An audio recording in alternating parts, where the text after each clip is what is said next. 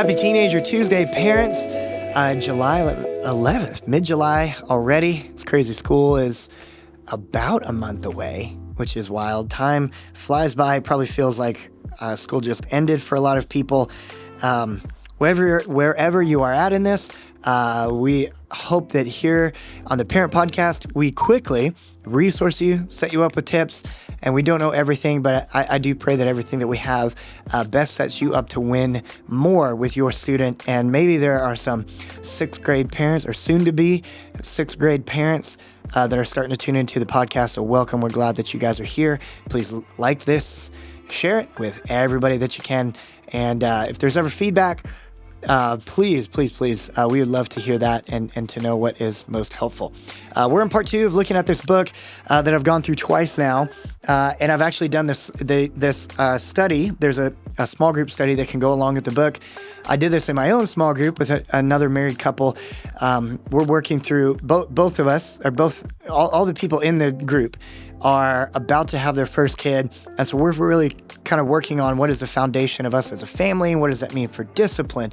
What does that mean for our goal as being parents? Early on in the book, we talked about this last week, that they talk so much early on about knowing what your it is. If you're parenting towards it, what is it? How do you define the ultimate goal? For Andy and Sandra Santley, they wanted... their it was that they wanted their kids to want to hang out with each other and want to hang out with them after they are done parenting.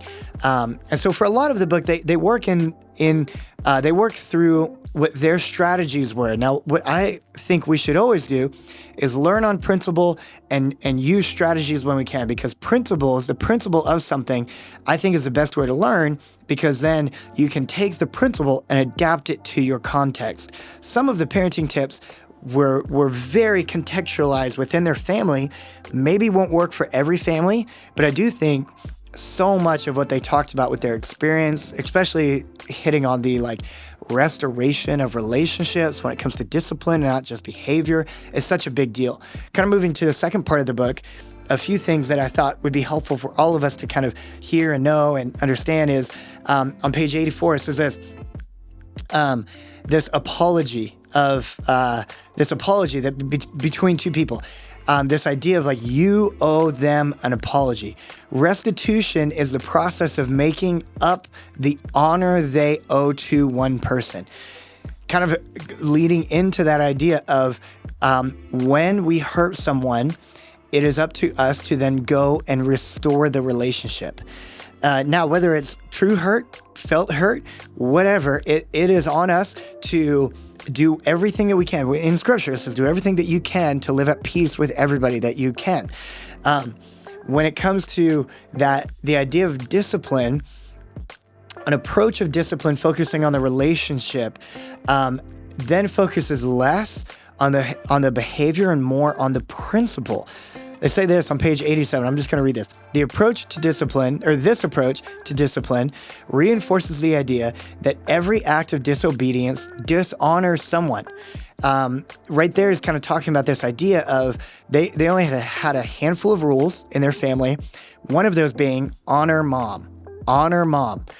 And what they said that helped with their family is it gave a person to saying, you have to honor this person, and we can pack all these other rules underneath it. Why don't we lie to mom? It's because we honor mom.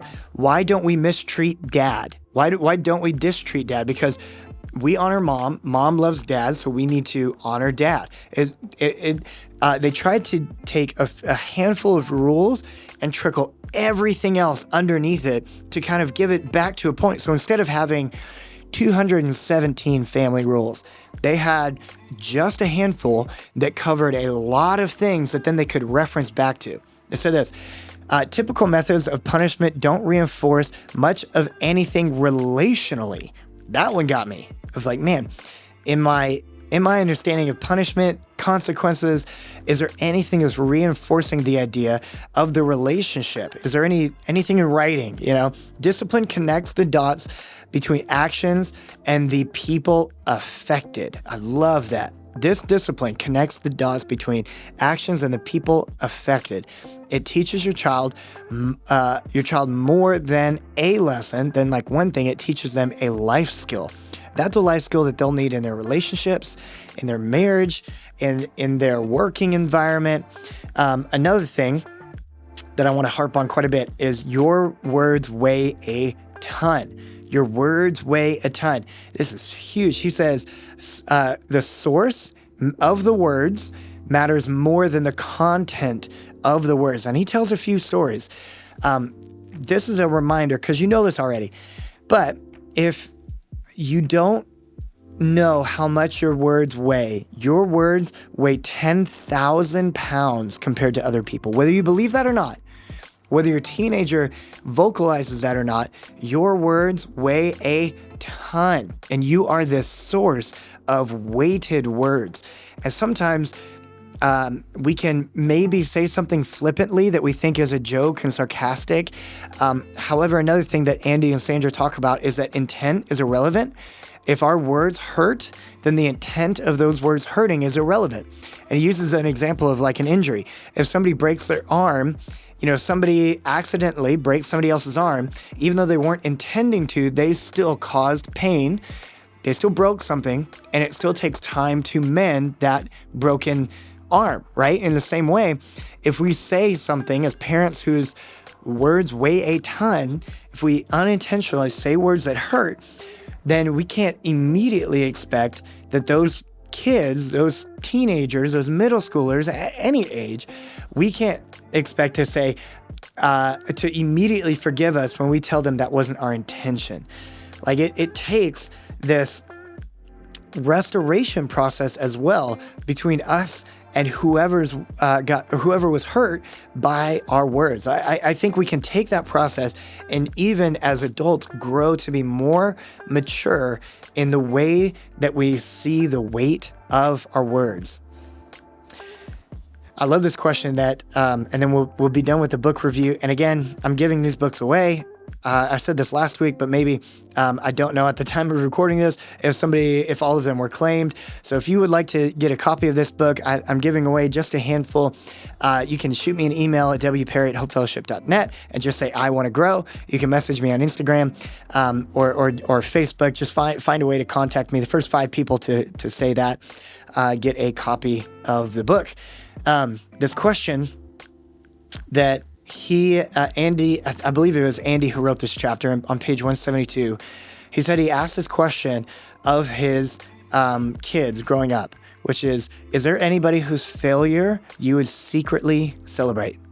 Is there anybody out there whose failure would then cause you to celebrate? Because then if that's the case, that could be a heart check. There's something that maybe there's unforgiveness, maybe there's jealousy, maybe there's envy. It's just this big question to say, is there anybody whose failure you would secretly celebrate? I think that's such a solid question for us as stewards of young growing people to ask, because that kind of idea of like, I would like to see you fail because you deserve to fail, whether they do or not.